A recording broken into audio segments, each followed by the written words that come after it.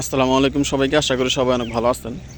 আমাদের খামারের হাঁস সকালে ছাইরা দেওয়ার পরে একদম আমাদের যে পাট ক্ষেত ছিল, আমাদের পাশের পাট খেতে চলে আসছে। এখানে বৃষ্টির পানি জমছে, এই বৃষ্টির পানিতে ওরা ওদের খাবার সংগ্রহ করতেছে। আমাদের এখানে 24টা হাঁস আছে।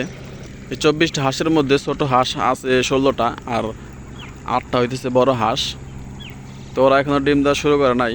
ওদেরকে এখন আমি নিয়ে যাইতেছি নদীর পাড়ে। নদীর যে পানি আছে সেই পানিতে ওদেরকে ছেড়ে দেবো। তো আমাদের এই হাঁসগুলোকে আগে আমরা নদীতে ছাড়তাম না, কারণ নদীতে নতুন পানি আসছে। নদীতে নতুন পানির সাথে যদি ওরা চলে যায়, তার জন্য ওদেরকে ছাড়ি নাই। তো এখন যেহেতু বড় হয়েছে, এখন ওদেরকে নদীতে ছাড়া যাবে। আমাদের আশেপাশে যারা হাঁস পালে তারাও নদীতে ছাড়াই পালে।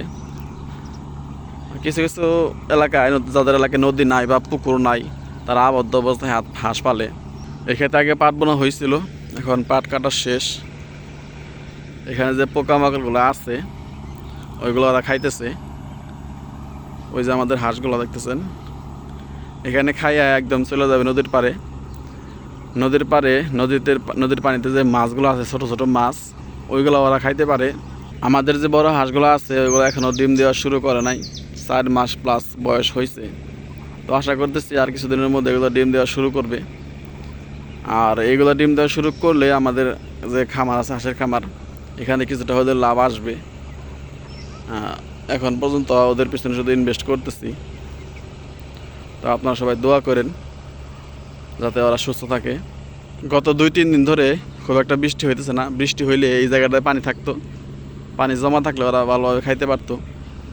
আর যদি বন্যাও হইতো তাহলে এইখানে পানি থাকতো। বন্যা হইলে এই চড়াটায় পুরোটায় পানিতে ভরে যায়। তো যেহেতু বৃষ্টি বন্যা হয় নাই, তো শুকনোর মধ্যে ওরা খাইতেছে।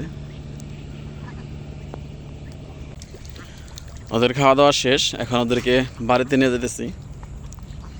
বাড়িতে নিয়ে ওদেরকে এখন আবদ্ধ অবস্থায় রাখবো। রাখার পরে দুপুরবেলা ওদেরকে আবার গোসল করাবো নদীর পাড়ে আইনা। তো সবাইকে অসংখ্য ধন্যবাদ যারা কষ্ট করে আমার ভিডিওটা দেখলেন। সবাই ভালো থাকবেন। আসসালামু আলাইকুম ওয়া রাহমাতুল্লাহ।